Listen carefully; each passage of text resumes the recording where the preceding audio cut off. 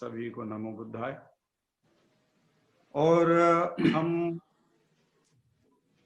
बाबा साहब ने जो बौद्ध पूजा पाठ ये छोटी सी पुस्तिका लिखी अपने धर्मांतरित होने वाले बौद्धों के लिए उपयोग के लिए सिद्ध हो, और उस पुस्तिका में धम्मपालन गाथा नाम से उन्होंने धम्मपद इस ग्रंथ से 3 धम्मपदों का इकट्ठा किया। उसमें से जो अब हम सब्ब पापस्सकरणं कहते हैं वह धम्मपद क्रमांक 183 है। दूसरे धम्मपद है 169 169, और तीसरा है 259 259। ऐसे 3 धम्मपदों को इकट्ठा करते हुए बाबा साहब ने उसे नाम दिया धम्मपालन गाथा। और उस धम्मपालन गाथाओं का मतलब 3 गाथाओं का हम अभ्यास कर रहे हैं। और जैसा कि बाबा साहब ने नाम दिया है धम्मपालन गाथा, इन गाथाओं के माध्यम से हमें धम्म का पालन करना है, धम्म का आचरण करना है, धम्म को सुरक्षित रखना है। जब हम किसी का पालन करते हैं तो पालन करने का ही मतलब होता है कि हम उसको सुरक्षित रखें। यदि हमारे घर में हम किसी बच्चे का पालन करते हैं तो उसको खाना खिलाते हैं, उसको सुरक्षित रखते हैं, उसका आरोग्य ठीक रखते हैं, तो इस तरह से कहते हैं कि हम बच्चे का पालन कर रहे हैं। किसी प्राणी का पालन करते हो, पालतू प्राणी का पालन करते हो, तो वही कृति करती है। तो इसका मतलब है कि धम्म का रक्षण करना। तो इन गाथाओं के माध्यम से हम केवल धम्म का आचरण ही नहीं करते हैं, तो धम्म के आचरण के माध्यम से धम्म का रक्षण भी करते हैं। तो इस अर्थ से इस गाथा को समझने की आप कोशिश कीजिएगा कि बाबा साहब ने इन 3 धम्मपदों को धम्मपालन गाथा नाम देकर उस पूजा के पुस्तिका में हमारे सामने प्रस्तुत किया, ताकि उनके पश्चात हम धम्म का पालन कर सके, धम्म का रक्षण हो, ऐसी हमारी कृति हो। तो उस गाथा के तहत कल हमने कुछ प्रास्ताविक में देखा, और फिर हमने ये पहली जो गाथा है सब्ब पापस्सकरणं, जो 183 नंबर का धम्मपद है, उससे हमने ये देखा कि सब्ब पापस्सकरणं का क्या अर्थ है। मतलब सभी पापों को नहीं करना, इस अर्थ से हमने देखा। तो जो भी पाप कर्म नहीं करना है, पाप कर्म क्या देखे हमने? हिंसा करना पाप कर्म है, चोरी करना पाप कर्म है, लैंगिक दुराचरण करना पाप कर्म है। फिर ये हो गए शारीरिक पाप कर्म। वाचिक पाप कर्म होते हैं झूठ बोलना, चुगलखोरी करना, अफवाहें फैलाना, कठोर बोलना। इस तरह से वाचा से पाप कर्म होते हैं। और मानसिक पाप कर्म होते हैं किसी के बारे में मन ही मन में गलत बातें सोचते हुए मन को उस कृति के लिए तैयार करना। तो उस तरह से लोभ से ग्रसित होकर, द्वेष से ग्रसित होकर या अज्ञानता से ग्रसित होकर अपने मन में बुरे विचारों को चालू रखना, तो वह होते हैं हमारे मानसिक पाप कर्म। और इन सब पाप कर्मों को नहीं करना है, मतलब हमें शील का पालन करना है। तो संक्षिप्त में हम यही कहेंगे कि सब पापस अकरणं का मतलब है कि हम शील का अच्छे से पालन करें। और हमने ये भी देखा कि शील का पालन किस तरह से करें। तो शुरू में पंचशील है। बुद्ध ने ये भी हमें सुझाव दिए हैं कि आप उसमें अभ्यस्त होने के लिए सप्ताह में एक दिन उपोषण का दिन करके उसको मनाए, और उस दिन पंचशील ही नहीं तो अष्टशील का आचरण करें। बाकी के जो 3 शील है वो शील के तौर पर करने के बजाय एक हम डिस्ट्रैक्ट ना हो, क्योंकि उसमें है समय बचे, विकाल भोजना वेरमणि, समय बचाने के लिए कहो, या ज्यादा से ज्यादा अपना समय बचाकर कामकाज से छुट्टी लेकर ज्यादा से ज्यादा समय अपना ध्यान में रहे। फिर संगीत नहीं सुनना है, नच्च गीत वादितम, और माला गंध विलेपन आदि, और उच्च सेना महासेना, इस तरह से दूसरे भी है। तो इसका मतलब है सिंपल जीवन रखे। तो मैं ऐसा समझता हूं कि उपोषण के दिन सप्ताह में एक दिन कम से कम 24 घंटे, सप्ताह में 24 घंटे हम एक गंभीरता पूर्वक जागृति के साथ शिस्त के तौर पर कड़ाई से इन शीलों का पालन करें, ताकि हम धीरे धीरे अभ्यस्त हो और फिर हमें सहज लगे शील पालन करना। तो इस तरह से बुद्ध ने हमें उपोषण के तौर पर कहा। फिर दूसरी बात है, हमारे भारतीय समाज व्यवस्था में ढेर सारी सामाजिक मान्यताएं हैं, और वह सामाजिक मान्यताएं नीति के तहत भी नहीं है। एक समाज है जो समाज का, उस समाज में मान्यता है चोरी करना गलत नहीं है, उनकी समाज मान्यता है चोरी करना ही उनका काम है, चोरी करना ही उनका धंधा है, चोरी से ही उनकी उपजीविका है, और चोरी करना उनके समाज में मान्य है।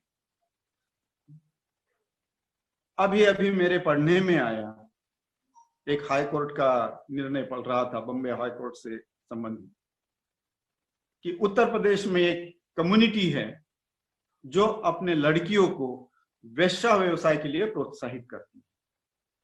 वो उनकी समाज मान्यता है। इस तरह से इस देश में जाति व्यवस्था के तहत कहो, या अन्य कुछ बातों के तहत कहो, या धार्मिक कल्पनाओं के तहत कहो, और भी बातें हैं। प्राणियों की हिंसा करना, अभी भी देवी देवताओं को प्राणियों की बलि चढ़ाई जाती है। कुछ धर्मों में बड़े सीरियसली प्राणियों की बलि चढ़ाई जाती है। बुद्ध धर्म के अनुसार ये पाप कर्म है, हिंसा है,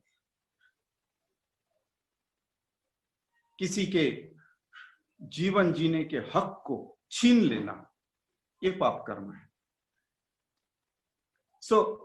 इस तरह से बुद्ध ने हमें शील पालन में प्रशिक्षित होने के लिए कहा, और नैसर्गिक नीति के तौर पर अपने शील पालन को अधिक से अधिक उजागर करने के लिए हमें प्रोत्साहित किया।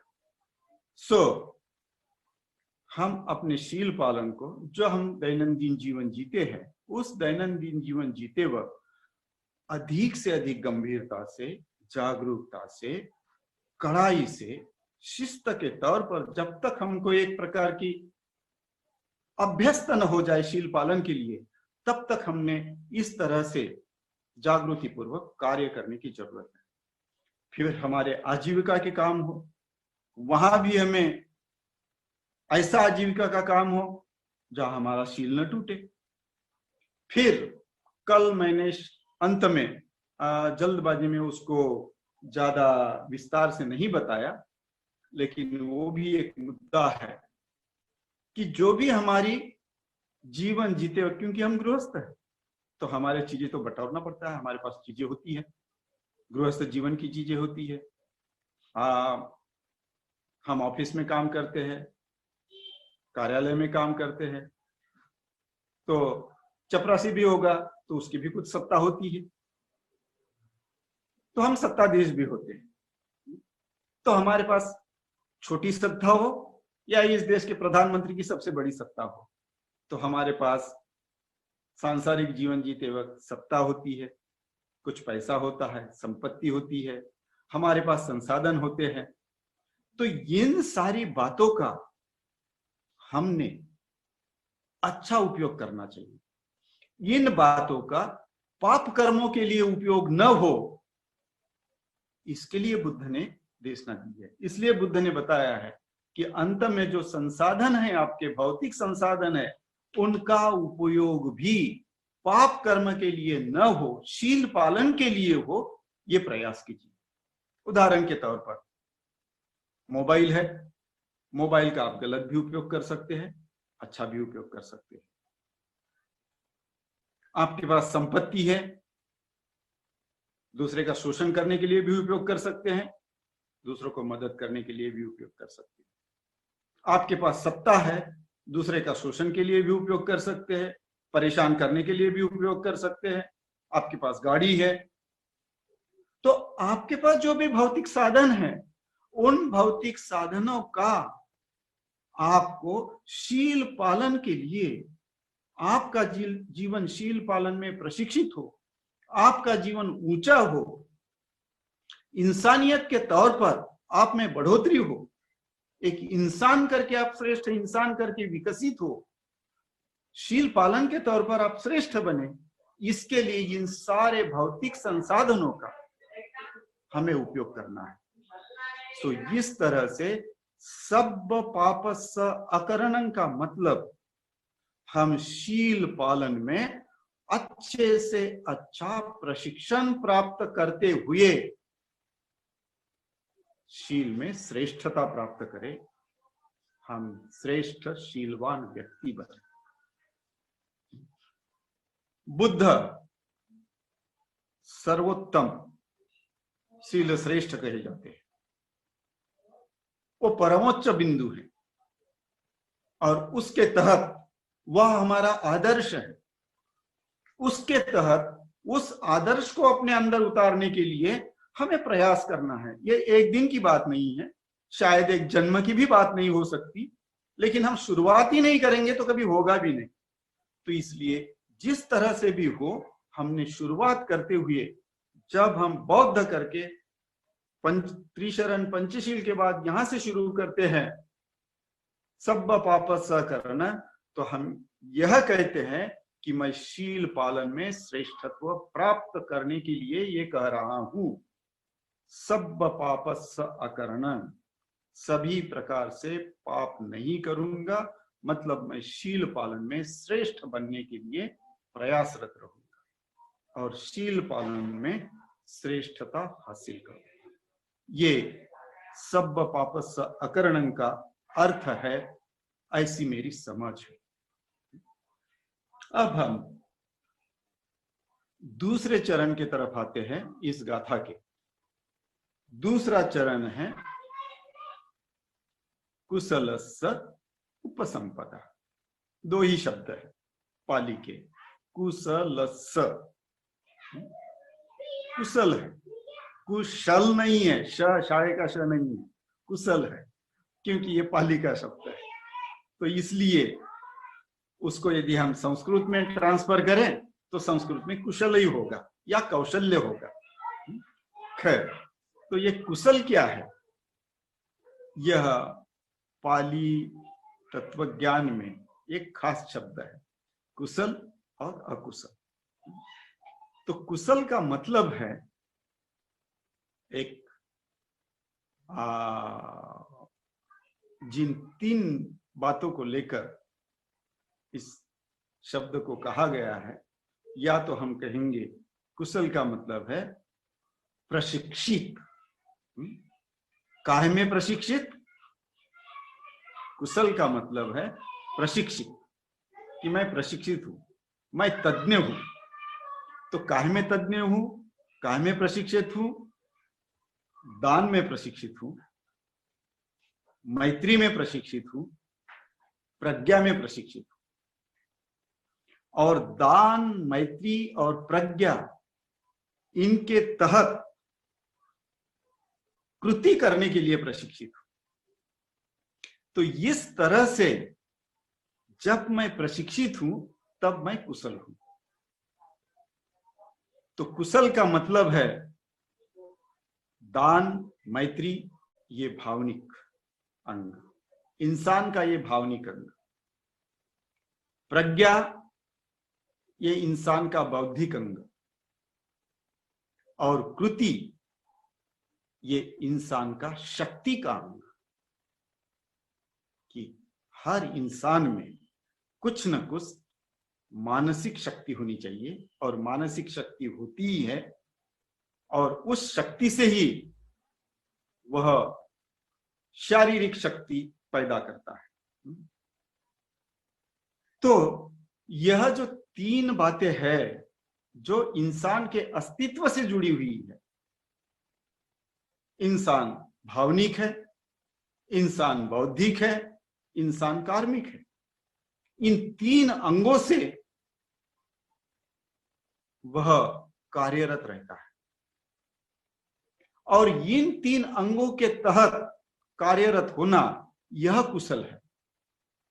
सो हमारा भावनिक, बौद्धिक और कार्मिक तीनों अंगों के तहत सम्मिलित, संतुलित होकर प्रशिक्षित होना कुशल होना है। तो फिर यह दान जो है लोभ के विरोध में है, मैत्री जो है द्वेष के विरोध में है, प्रज्ञा जो है अज्ञानता के विरोध में है, और शक्ति जो है आलस्य के विरोध में। शक्ति से आदमी प्रभावित रहता है, कार्यरत रहता है, उत्साही रहता है। यदि वो कार्यरत और उत्साही नहीं रहे तो उसका जीवन ही बड़ा गड़बड़ हो जाएगा। आप देखो कि आपका शरीर जब किसी व्यक्ति को पैरालिसिस हो जाता है, और पैरालिसिस में उसका शरीर जब बिल्कुल हिलना डुलना बंद हो जाता है, तो क्या होता है? 8 दिन के अंदर उसके शरीर में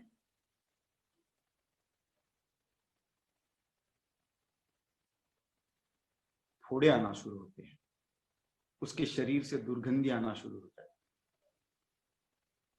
क्योंकि उसकी शक्ति जो है, हलचल करने की शक्ति, कार्य करने की शक्ति ठप हो गई, तो शरीर से दुर्गंधी आना शुरू हो, ऐसी स्थिति है। तो इसलिए ये तीनों जो बातें हैं ये बहुत महत्वपूर्ण है इंसान के जीवन के लिए। तो यह जो कुशल है, यह कुशल इन तीन बातों के संतुलित प्रयास से जब हम तज्ञ होते हैं, प्रशिक्षित होते हैं, तब हम कुशल होते हैं। और यह तीन बातें पूरी तरह से विरोध में हैं, जो हमें पाप कर्म करने के लिए उत्साहित करती है। द्वेष हमें पाप कर्म करने के लिए उत्साहित करता है, क्योंकि द्वेष के तहत ही हिंसा होती है, द्वेष के तहत ही ढेर सारी गलत बातें होती है, लोभ के तहत ही ढेर सारी गलत बातें होती है। सो लोभ और द्वेष, और मैं लोभ और द्वेष के तहत क्यों करता हूं? तो उसके पीछे अज्ञान है, वो बैकग्राउंड में है। तो अज्ञानता से कारण मैं लोभी हो जाता हूं, अज्ञानता के कारण मैं द्वेषी हो जाता हूं, और लोभ और द्वेष से वशीभूत होकर मैं सारे पाप कर्म करने के लिए प्रवृत्त रहता हूं, अपनी शक्ति का प्रयोग करता हूं। इसलिए अज्ञानता को बुद्ध ने सबसे गलत और सबसे दुष्ट बात कही। कि अज्ञानता के जैसा कोई दूसरी गलत बात नहीं है, अज्ञानता से बड़ा कोई पाप नहीं है। सो अज्ञानता होना, अज्ञानी होना, यह सबसे बड़ा पाप है, ऐसी बुद्ध की शिक्षा है। इसलिए प्रज्ञा को अत्यंत महत्व है बुद्ध धर्म में, क्योंकि प्रज्ञा के माध्यम से ही, ज्ञान के माध्यम से ही हम अपने लोभ पर कार्य कर सकते हैं, उससे मुक्त होने की कोशिश कर सकते हैं, अपने द्वेष से मुक्त होने की कोशिश कर सकते हैं, और हम बौद्ध धर्म के अनुसार आचरण करने की कृति कर सकते हैं। सो कुशल जो है, यह जो तीन नकारात्मक बातें हैं, अज्ञान, लोभ और द्वेष, इन तीन नकारात्मक बातों के विरोध में यह बातें हैं, दान और मैत्री, यह भावना है। तो हम जब अब यह कुशलता की बात करते हैं, तो यह कुशल कब होता है? क्या समझे कुशलस्य उपसंपदा? उपसंपदा का मतलब, अब कुशल मैंने आपको बताया, उपसंपदा का क्या मतलब है? उपसंपदा का मतलब होता है स्वीकार करना, ग्रहण करना, उसके तहत जीवन जीना, उसको अपना बनाना, उसमें ही लिप्त होना, यह उपसंपदा का अर्थ होता है। अब ये उपसंपदा शब्द बौद्ध धर्म में बहुत अलग तरीके से और बहुत ऊंचाई पर समझा जाता है। आप किसी भी भिक्खु को पूछेंगे तो वह यह नहीं बताता कि मेरी भिक्खु की दीक्षा हुई है,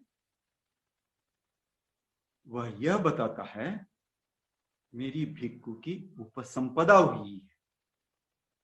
सो उपसंपदा ये शब्द जब वो भिक्खु बनता है तो वह कहता है कि मेरी उपसंपदा हुई। उस तरह से वह श्रामणेर की दीक्षा बोलता है कि श्रामणेर की दीक्षा मेरी इस साल हुई और इस साल मेरी उपसंपदा हुई। भिक्खु दीक्षा हुई ऐसा नहीं कहता, वो उपसंपदा हुई ऐसा कहता है, क्योंकि इस शब्द में बहुत भारी अर्थ है कि वह जो है वह श्रामणेर में भिक्खु होने के लिए, प्रशिक्षण के लिए वह श्रामणेर बना। कई साल तक उसने श्रामणेर रहते हुए प्रशिक्षण प्राप्त किया और प्रशिक्षण प्राप्त करने के बाद उसने भिक्खु करके यह जीवन स्वीकारा है, यह कुशल जीवन स्वीकारा है, यह कुशलस्य उपसंपदा हुई है उसकी, यह कुशल जीवन स्वीकारा है, यह श्रेष्ठ जीवन स्वीकारा है, इस श्रेष्ठ जीवन में वो स्थापित हुआ है। तो कुशलस्य में स्थापित होना, कुशल में स्थापित होना, कुशल को स्वीकारना, कुशल में लिप्त हो जाना, इसको उपसंपदा कहा जाता है। तो इस अर्थ से यह कुशलस्य उपसंपदा है और इसको समाधि कहते हैं, क्योंकि सब पापस्य करणं, ये शील पालन में और शील में सर्वश्रेष्ठ होने से है। अब मैं उदाहरण देता हूं कि इसको, ये कुशलस्य उपसंपदा समाधि की अवस्था कैसी है।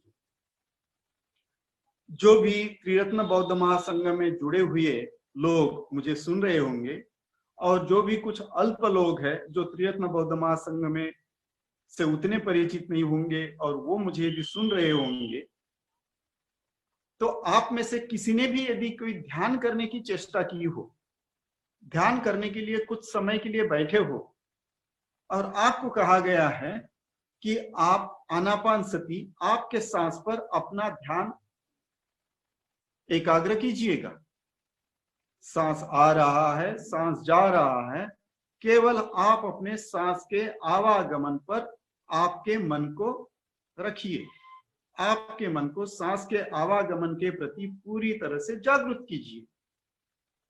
तो आप प्रयास करते हैं, होता क्या है, सांस आया और कब गया तो पता नहीं चलता, क्योंकि आपका मन एक फ्रैक्शन ऑफ सेकंड में कहां भाग गया या आपको ही पता नहीं है। वो सारा संसार घूमकर आ जाता है, एक क्षण में यहां, दूसरे क्षण में यहां, तीसरे क्षण में यहां, चौथे क्षण में यहां, कहां भाग जाएगा पता नहीं चलता।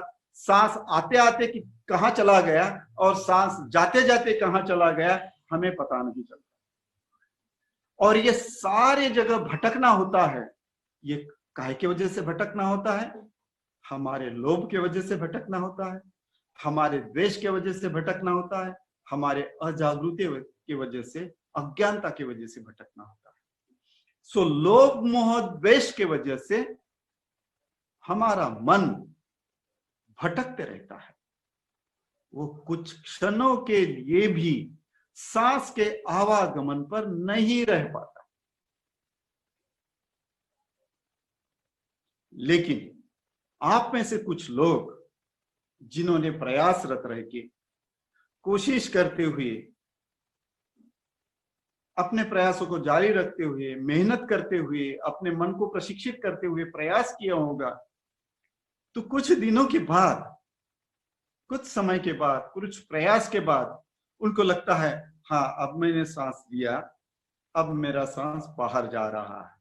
कम से कम एक सांस लेते वक्त और एक सांस छोड़ते वक्त कुछ सेकंड के लिए तो भी मेरा मन जो है सांस पर था। तो उतने समय के लिए भी क्यों न हो, तो आपका मन लोभ से दूर हो गया, आपका मन द्वेष से दूर हो गया। उतने सेकंड के लिए, वो फ्रैक्शन ऑफ सेकंड भी होगा, तो उतने सेकंड के लिए क्यों न हो, आपका मन लोभ मोह और द्वेष से अलग हो गया। तो उतने सेकंड के लिए क्यों न हो, आप अलोभ, अद्वेष और अमोह की स्थिति में, मतलब कुशलता के शुरुआत में प्रस्थापित हो गए। दान मैत्री में नहीं हुए, लेकिन लोभ से अलिप्त हो गए, द्वेष से अलिप्त हो गए, अजागृति से अलिप्त हो गए। तो उतने समय के लिए क्यों न हो, तो इन तीन नकारात्मक भावना से अलिप्त हो गए, तो आपके अंदर कुशलस्य की शुरुआत हो गई। आप जैसे जैसे प्रयास करेंगे वैसे वैसे आगे बढ़ेंगे। बुद्ध धर्म में रूप ध्यान की अवस्था बताई गई है, जिस रूप ध्यान में आपका मन बिल्कुल इस स्थिति में नहीं रहता, पूरी तरह से सांस पर, या आप मैत्री भावना का ध्यान करते हैं तो मैत्री ब्रह्म विहार में प्रतिष्ठित हो जाता है। आप पूरे समय के लिए मैत्री भावना के स्थिति में आपका मन 20 मिनट 40 मिनट स्थित रहता है, तो आप मैत्री ब्रह्म विहार में पूरी तरह से, मैत्री में पूरी तरह से आपका मन कुशल अवस्था में है।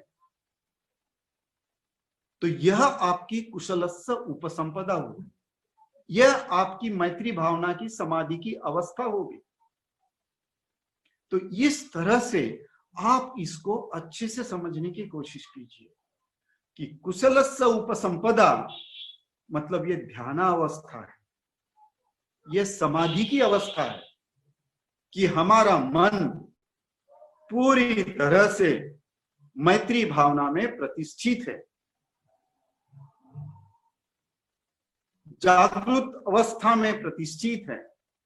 मैं रूप ध्यान में मेरा मन पूरी तरह से सांस के स्पर्श बिंदु पर मैं 40 मिनट तक स्थित हूं, तो यह मेरी रूप ध्यान की अवस्था है।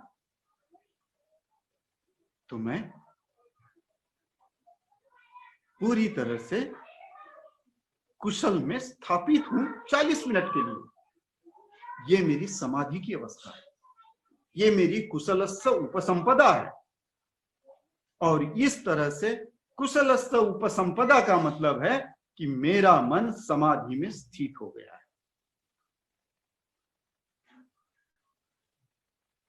आप भले ही रूप ध्यान में न जाए, रूप ध्यान के पहले यदि आपके मन से 5 न्यूरॉन पूरी तरह से हट गए हैं, जो 5 न्यूरॉन आपके कामछंद से है, मतलब लोभ से है, द्वेष हट गया है, चिंता अस्वस्थता हट गई है, जो लोभ और लोभ से ज्यादा संबंध रखती है, परेशानी से ज्यादा संबंध रखती है, अस्वस्थता से ज्यादा संबंध रखती है, फिर आलस्य जो निराश मनोस्थिति की स्थिति है, और कुशंका जो आपके अज्ञानता की स्थिति।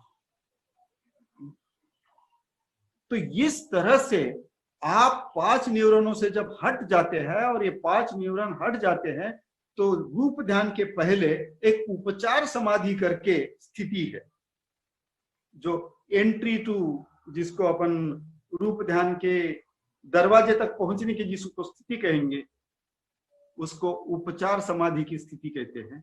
तो आपके मन से यदि 5 न्यूरॉन हट गए हैं, तो फिर आप कुशल मानसिक अवस्था में बहुत अच्छी तरह से स्थापित होने की कोशिश में है, ऐसा इसका मतलब है। और जब आप रूप ध्यान अवस्था में हैं, तो आपका मन सही अर्थों से कुशलस्य उपसंपदा हुआ है। तो हम समझे कि कुशलस्य उपसंपदा ये कितनी बड़ी बात है।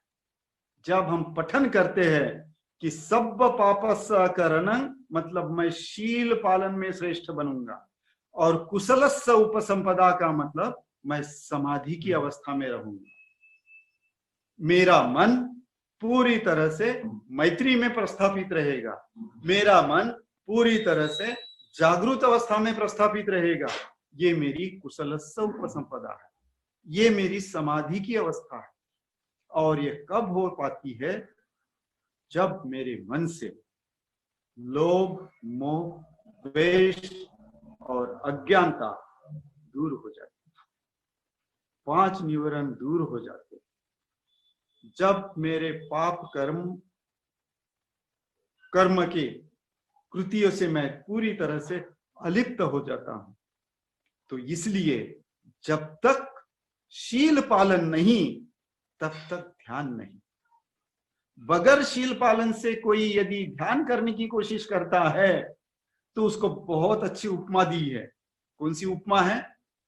कि जिस तरह से कोई यदि एक व्यक्ति नाव में बैठे, और जब वो नाव किनारे पर होती है, तो नाव उधर बह न जाए, इसलिए नाव को एक डोरी से किनारे के खूंटी से बांध दिया जाता है, ताकि नाव इधर उधर न भागे, जगह पर ही खड़ी रहे। तो आप नाव में तो बैठे, डोरी को छोड़े नहीं,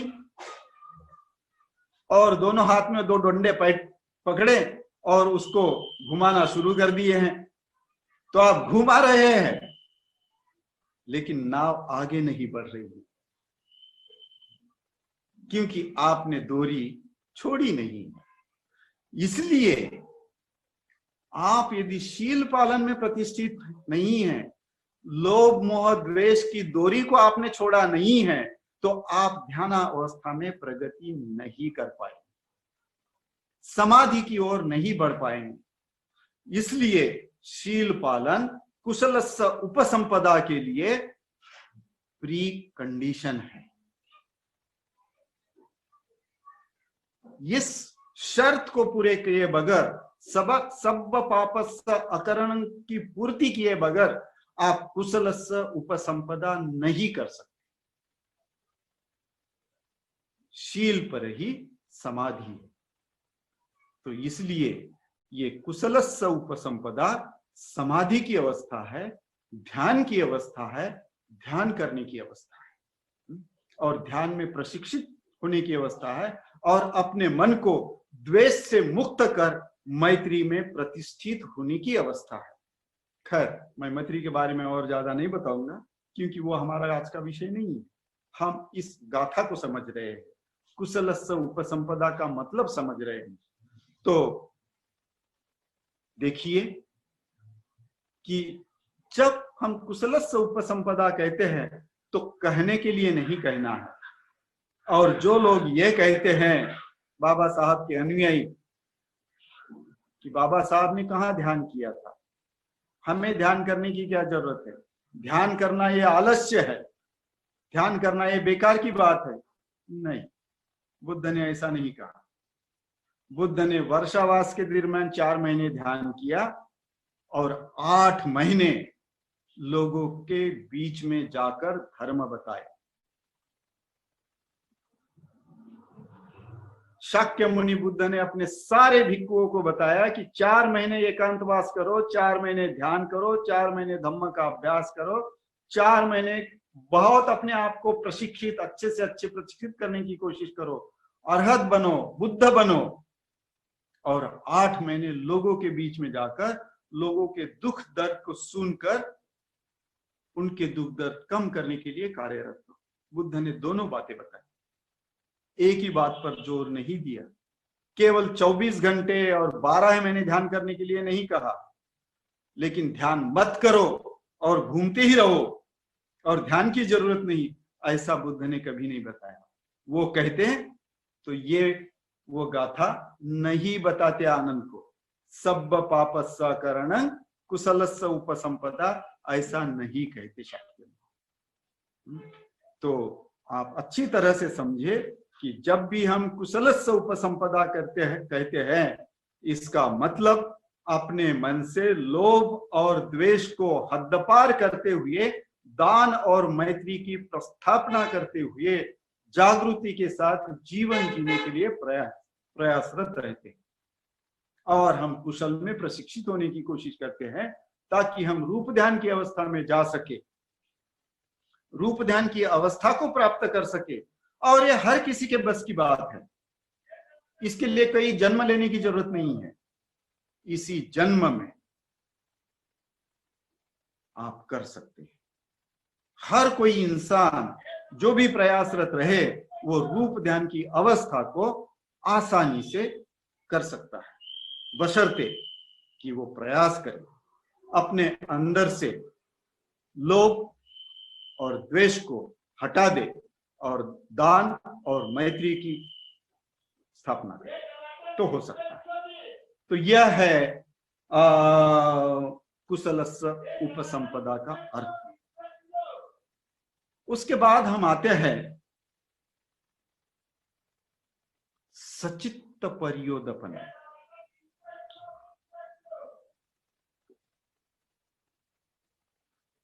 अब सचित्त के चित्त सहित हो सकता है, खुद का चित्त हो सकता है, उत्तम चित्त हो सकता है।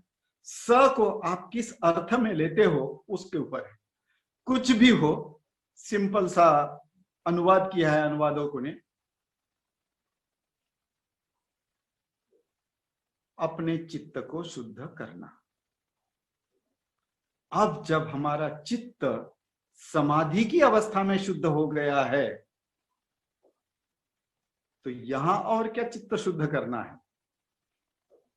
यस, यहां सचित्त का मतलब स जोड़ा है, केवल चित्त की शुद्धि नहीं है। कुशलस्य उपसंपदा में हमारा चित्त शुद्ध हुआ है, क्योंकि पाप कर्मों से मुक्त हुआ है, लोभ और द्वेष से मुक्त हुआ है, तो हमारा चित्त निश्चित तौर पर शुद्ध हुआ है। लेकिन यह जो चित्त शुद्धि है, सचित्त जो है, सचित्त परियोदपनं है, यह परिशुद्धि है। और यह परिशुद्धि प्रज्ञा के तहत है। इसलिए इस 3 चरणों में शील, समाधि और प्रज्ञा है। तो यह जो सचित्त है, यह जो चित्त की परिशुद्धता है, ये काहे में है? पर्योदपनं। परि का मतलब ये बताया गया है अराउंड, इर्द गिर्द, मराठी में सभोवताल कहते हैं। और यो का मतलब है मूल स्थान, और दपनं का मतलब है कंट्रोल करना, नियंत्रित करना, काबू में रखना, अपने उसके ऊपर अपना अधिकार होना। तो आपका मन आपके अधिकार में हो।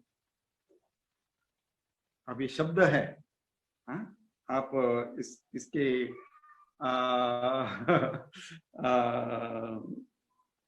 बारीकी में हम नहीं जाएंगे। इतना ही ध्यान में रखो कि आपका मन आप में,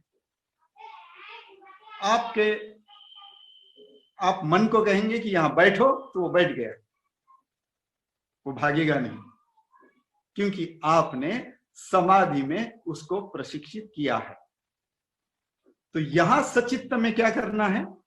पर्योदपनं, जो मैंने कहा, पर्योदपनं, परि अराउंड, यो मूल, और दपनं कंट्रोल। जो मूल के इर्द गिर्द है उस पर नियंत्रण करना है, उस पर समझना है, उसको काबू में रखना है। तो यह है, यह काबू में रखने के लिए, यह नियंत्रण में रखने के लिए, यह है जागृति की उच्च अवस्था। और इस जागृति के उच्च अवस्था के तहत, जिसको हम बौद्धिक हिस्सा कहते हैं, यह जो चित्त का जो बौद्धिक हिस्सा है, जो जागृति का हिस्सा है कि मेरे मन में क्या चल रहा है, मेरे मन में कौन सा विचार आ रहा है, उस मूल विचार के तह में जाकर ढूंढना कि इसकी शुरुआत कहां से है, कहां से पैदा हुआ है, इसका मूल स्वरूप क्या है, रूट क्या है। जो बुद्ध अंतिमता कहते हैं कि मेरे 3 आश्रव नष्ट हो गए हैं, यह मैं जानता हूं। और कैसे जानता हूं? प्रज्ञा से जानता हूं। मेरे कामाश्रव, मेरे भवाश्रव और मेरे अविद्याश्रव, ये तीनों आश्रव जड़ मूल से नष्ट हो गए हैं, यह मैं जानता हूं, इसलिए मैं अभी बुद्ध हूं। तो यह जो जानने की प्रक्रिया है, और यह जानने से जो परिशुद्धि है चित्त की, वह परिशुद्धि होती है। तो यह जो जानना है, यह मेरे मन के मूल में जो तैयार होने वाली बात है, जो चित्त के मूल में तैयार होने वाली बात है, जो पर्योदपनं ये शब्द है, अत्यंत महत्वपूर्ण है। कि जो मूल है, जहां से शुरुआत होती है, जहां से निर्माण होता है, उसके मूल में जाकर वही उसको निरस्त करना, उसको बढ़ने ही नहीं देना। यदि हम यदि प्रशिक्षित है, जैसा यदि किसान का बेटा है और वो यदि प्रशिक्षित है, तो वह जानता है कि ये जो बीज बोया है, तो इस बीज के जगह इसका संगोपन करना है, और उसके जगह नजदीक जो निकला हुआ जो दूसरा है, वो विनाश करने वाला है या सपोर्ट करने वाला है। उसको लगा कि ये बाजू में निकलने वाला जो घास है, इस घास से ये फसल को नष्ट करेगा, तो वो वही उखाड़ कर उसको फेंक देता है। उसी तरह से, ताकि वो जो फसल है वह सुरक्षित रहे।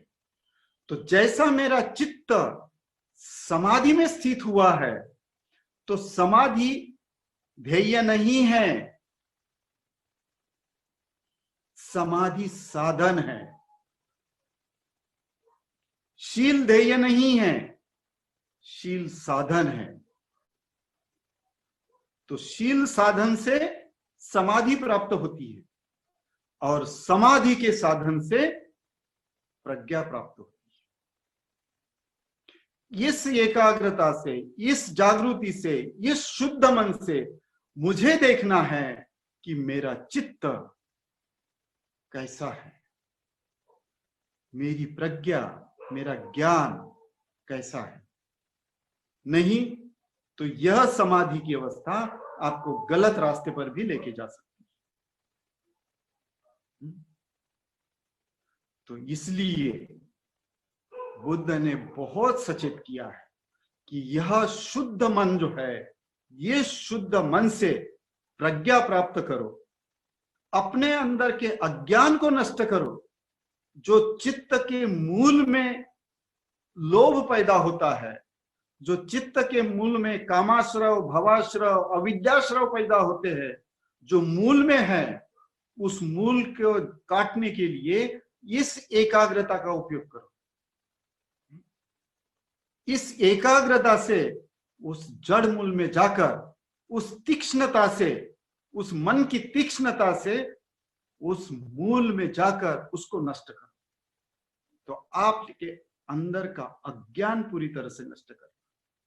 तो जब पूरी तरह से अज्ञान नष्ट होगा तभी वो सचित्त होगा, तभी वो चित्त पूरी तरह से शुद्ध होगा। कि अज्ञान ही चित्त को अशुद्ध बनाता है, अज्ञान ही चित्त को लोभी से बनाकर उसको अशुद्ध बनाता है। तो इसलिए प्रज्ञा प्राप्त और प्रज्ञा की प्राप्ति यह महत्वपूर्ण है। तो इस समाधि के माध्यम से हमें यह जो सचित्त पर्योदपनम है, यहां हमें जाना है। तो हमें प्रज्ञा प्राप्त करना, ये हमारे जीवन का ध्येय है, ये बौद्ध धर्म के जीवन का ध्येय है। और जिसे प्रज्ञा प्राप्त हुई वही ज्ञानी हुआ। जब तक प्रज्ञा प्राप्त नहीं हुई तब तक वो ज्ञानी नहीं हुआ। सो प्रज्ञा प्राप्त यानी देखने की क्षमता, जीवन को समझने की क्षमता, जीवन को जानने की क्षमता। सो प्रज्ञा कोई चीज नहीं है। प्रज्ञा यह हमारे बौद्धिक अंग की एक क्षमता है, एक कैपेसिटी है, जिस क्षमता से हम जान सके कि यह जीवन अनित्य है, यह जीवन क्षणभंगुर है, यह जीवन आज है कल नहीं है। लेकिन यह जीवन कभी नष्ट भी नहीं होता है, यह जीवन हमेशा बदलता है, वह जैसा का वैसा नहीं रहता। यह जानने की स्थिति। सो अनित्य, अनात्म और दुख, यह जीवन जो मैं चाहता हूं वो नहीं मिलता, इसलिए दुख है। मैं चाहता हूं कि मैं कभी मरूं ही नहीं, वो असंभव है, तो मैं दुखी रहूंगा।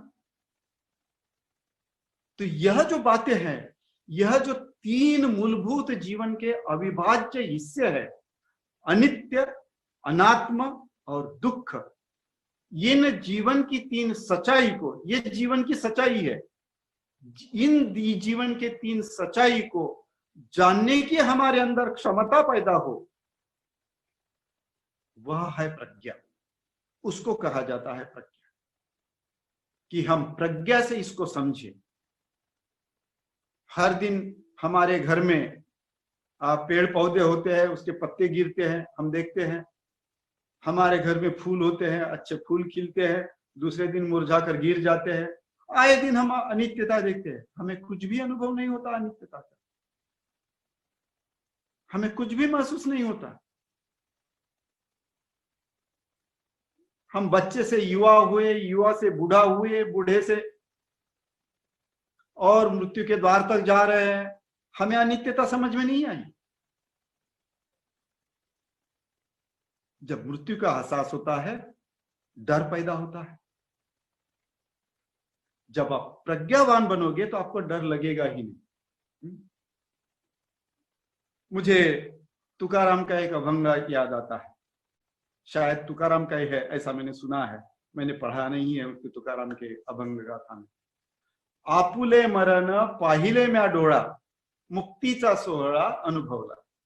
जो हिंदी साइडर है उनके लिए ये है कि जब मैं अपने मृत्यु को देख लेता हूं तो मैं अपने मुक्ति का आनंद अनुभव करता हूं। जब मैं अपने मृत्यु को देख लेता हूं तो अपने मृत्यु का आनंद अनुभव करता हूं। सो तुकाराम ने इस तरह से कहा, पाहिले मरण आपुले म्या डोळा, मुक्तीचा सोहळा अनुभवला। लेकिन मुझे नहीं लगता, जब भी थोड़ा सा एहसास होता है, अब करुणा की इसमें मैं घर के बाहर नहीं गया, क्यों? मृत्यु के कारण, मृत्यु के डर के कारण। मैं नहीं मरना चाहता, ये दुख है। बौद्धिक दृष्टि से समझ में आता है, भावनिक दृष्टि से नहीं समझ में आया। संपूर्ण अस्तित्व को समझ में नहीं आया। वो संपूर्ण अस्तित्व को तभी समझ में आएगा जब मैं प्रज्ञावान बन जाऊंगा, जब मैं अपने समाधि के अवस्था से इन तीन हिस्सों को, जीवन के इन अनित्य, अनात्म और दुख, इन तीन हिस्सों को आमने सामने अनुभव करूंगा, इसको अनुभव करूंगा। अभी केवल मेरे मन में विचार है, वह विचार मेरा अनुभव नहीं बना है। इस तरह से प्रज्ञा है। तो यह जो प्रज्ञा है, यह प्रज्ञा क्षमता पैदा करती है इंसान के अंदर कि वह इस अनित्यता को आत्मसात कर सके, इस दुख को अनुभव कर सके, इस अनात्म को, इस शून्यता को वह अनुभव कर सके। यह जो स्थिति है, यह स्थिति होती है प्रज्ञा की। इसलिए कहा है सचित्त पर्योदपनम, और यह हमारे मन के अस्तित्व में काफी गहराई में होता है। इसलिए बौद्धिक स्तर पर ऊपरी तौर पर समझ में आता है, लेकिन ये जो पर्योदपनंग है कि चित्त के मूल में जाकर समझना, चित्त के मूल में ये जो विचार है कि मेरा जो अनित्य है, मैं जो अनित्य समझ रहा हूं, मैं जो अनित्य का विचार कर रहा हूं, यह अनित्य का विचार मेरे चित्त के मूल में नहीं गया। इसलिए मुझे अनित्यता का डर लगता है, इसलिए मुझे मृत्यु का डर लगता है। यह पर्यदपनंग है। सो चित्त के मूल में जब तक वो विचार जाकर वहां प्रभावित नहीं होता, तब तक मैं प्रज्ञा के तहत प्रज्ञावान बन के उसको अपने अस्तित्व का हिस्सा नहीं बना सकता। तो यह जो तीन गाथाएं हैं, यह तीन गाथाएं इस तरह से है कि पहले शील में प्रशिक्षित हो, सब्ब पापस्य करणं, फिर कुशलस्य उपसंपदा, समाधि में स्थित हो, और फिर सचित्त पर्योदपनं, प्रज्ञा प्राप्त हो। तो शील, समाधि, प्रज्ञा, इन तीन के अंतर्गत मैं अपना जीवन समृद्ध बनाऊं। और जब इन तीन के तहत मेरा जीवन समृद्ध बनेगा, तब मैं एज ए व्यक्ति करके अपने आप में एक अनोखा व्यक्ति बनूंगा, जिसको बुद्ध धर्म में कहा गया है श्रोतापन्न, जो चक्रवर्ती सम्राट से भी श्रेष्ठ समझा गया है, पृथ्वी के राज्य से भी श्रेष्ठ समझा गया है इस श्रोतापन्न अवस्था को।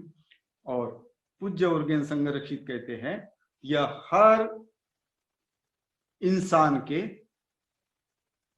काबू में है इस अवस्था को प्राप्त करना, बशर्ते वो भरसक प्रयास करे, अपनी पूरी शक्ति, भावनिक, बौद्धिक और मानसिक शक्ति और शारीरिक शक्ति लगा दे, तो उसके लिए संभव है कि वो श्रोतापन्न स्थिति प्राप्त कर सके और शील समाधि प्रज्ञा के तहत इस गाथा के 3 चरणों के तहत वह श्रोतापन्न अवस्था प्राप्त करने सर्वश्रेष्ठ इंसान बन सके, अपने अंदर श्रेष्ठत्व प्राप्त कर सके, एक कुशल व्यक्ति बन सके, जिसको हम कुशल व्यक्ति कह सकते हैं। तो यह जो कुशल व्यक्ति बनना है, कौशल्यपूर्ण व्यक्ति बनना है, वह इस तरह से बनना है कि सब पापस्य कर्ण कुशलस्य उपसंपदा सचित्त पर्योदपन। यहां हम कुशल व्यक्ति बनते। और इसको बुद्ध ने कहा एतं बुद्धान शासनं, यह सारे बौद्धों का शासन है। तो इसको 2 शब्दों में भी बांट सकते हैं यहां, बुद्धानं। सो इसको कहा गया है अनेक वचन, मतलब अनेक बौद्धों ने, अनेक बुद्धों ने। सो जैसे 27 बुद्धों की हमारे पास लिस्ट है, हमारे ग्रंथों में लिस्ट है, दीपंकर बुद्ध से लेकर शाक्यमुनि बुद्ध। तो इन सारे बुद्धों ने यही शिक्षा दी है, ऐसे शाक्यमुनि बुद्ध आनंद को बता रहे हैं। तो यह जो बात है, यह सभी बुद्धों का यही शासन, सभी बुद्धों की यही देशना है, और सभी बुद्धों के शिक्षा का यही सार है, शील समाधि प्रज्ञा। और यह बुद्धों का शासन है। तो फिर दूसरा शब्द आता है बुद्धानुशासन, अनुशासन। तो यह जो शासन है, यह बुद्ध का अनुशासन है। अनु का मतलब बुद्ध धर्म में होता है रिपीटेड, बार बार। अनु का मतलब छोटा नहीं होता, अनु का मतलब बार बार होता है। जैसा अनु धम्मचक्र प्रवर्तन कहते हैं कि बुद्ध ने किया वो धम्मचक्र प्रवर्तन, और उसके बाद जिन्होंने भी धम्मचक्र प्रवर्तन किया वो धम्मचक्र अनुप्रवर्तन कहा जाता है, मतलब बार बार किया गया है।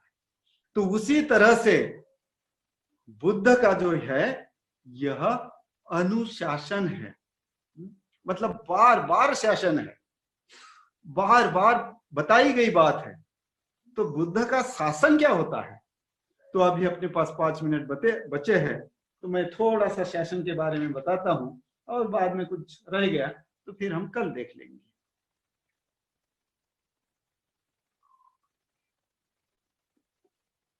तो इस शासन शब्द से हम बहुत अच्छी तरह से परिचित हैं, बहुत बहुत अच्छी तरह से परिचित हैं।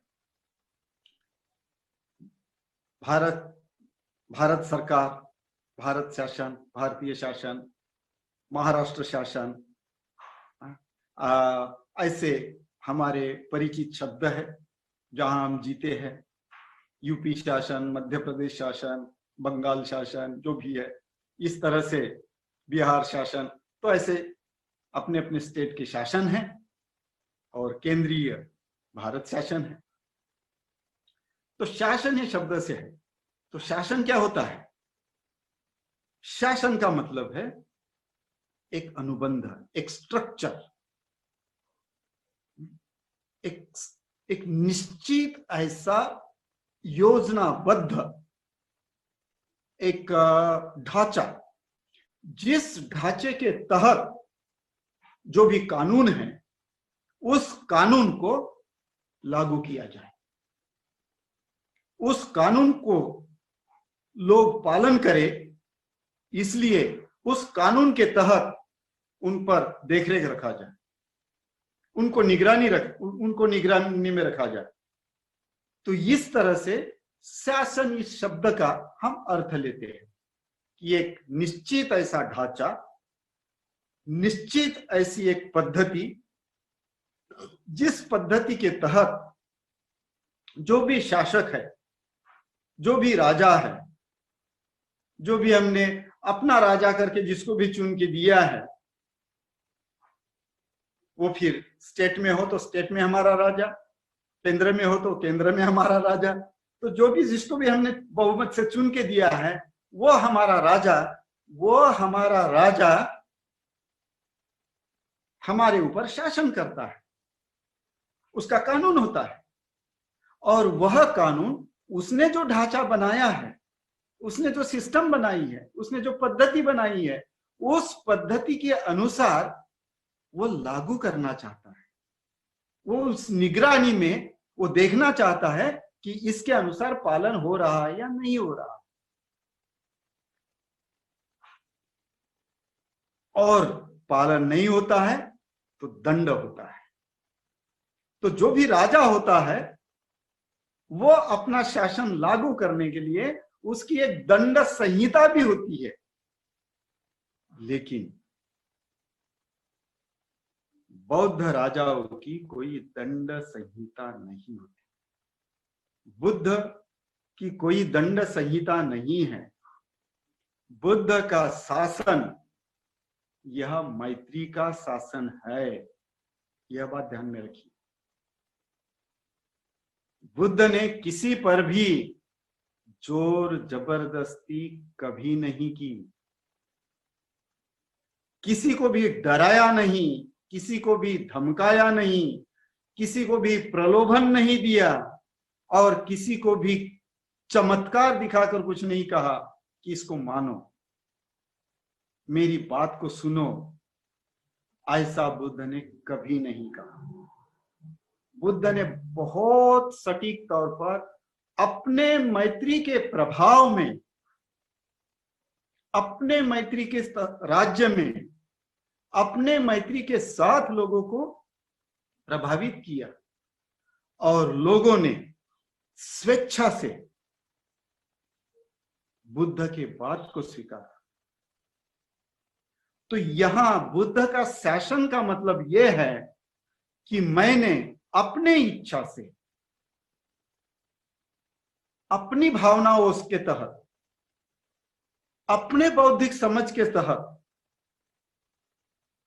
स्वयं इच्छा से, स्वयं होकर बुद्ध के शासन को मैंने स्वीकारा है, बुद्ध के आज्ञा को मैंने स्वीकारा है, बुद्ध के उपदेश को मैंने स्वीकारा है, और बुद्ध के उपदेश के अनुसार मैं जीवन जीऊंगा, इसके लिए मैं प्रतिज्ञाबद्ध हुआ हूं। ये मेरी अपनी इच्छा है, और मैं नहीं पालन करता हूं तो बुद्ध मुझे कोई दंडित नहीं करते। लेकिन बुद्ध का जो ढांचा है, वो ढांचा कौन सा है? बुद्ध का ढांचा, बुद्ध ने अपने जीवन भर में जो ढांचा तैयार किया, वो भिक्खु संघ का ढांचा तैयार किया। और भिक्खु संघ को कोई आदेश नहीं दिया कि किसी ने कोई पालन नहीं किया तो उसको दंडित करो करके।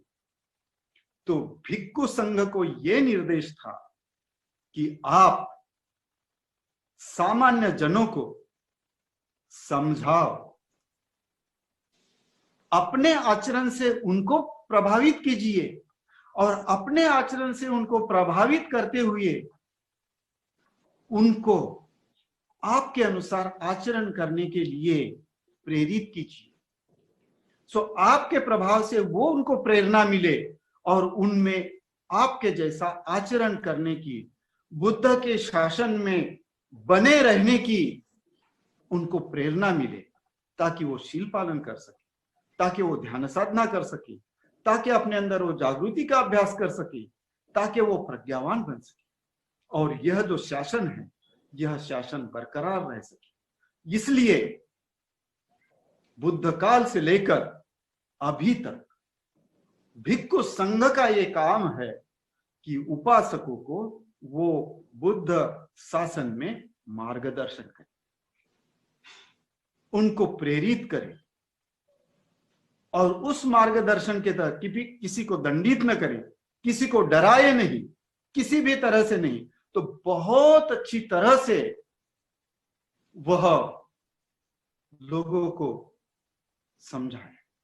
तो यह जो है, यह ढांचा है भिक्खु संघ, यह बुद्ध ने निर्माण किया हुआ ढांचा है, जिस ढांचे के तहत, संघ ही ढांचे के तहत बुद्ध का शासन बना रहे, बुद्ध की शिक्षा बनी रहे, बुद्ध की शिक्षा से लोग प्रभावित होते रहे, और जहां कहीं भी बुद्ध की शिक्षा के बारे में संभ्रमित होते हैं तो जो भी बुद्ध के शिक्षा को अधिक प्रभावशाली ढंग से अपने जीवन में जी रहे हैं, उनसे प्रेरणा लेकर, उनसे मार्गदर्शन लेकर उस शासन में बने रहने की प्रेरणा को बरकरार रखें। इस तरह से बुद्ध का शासन बना रहे।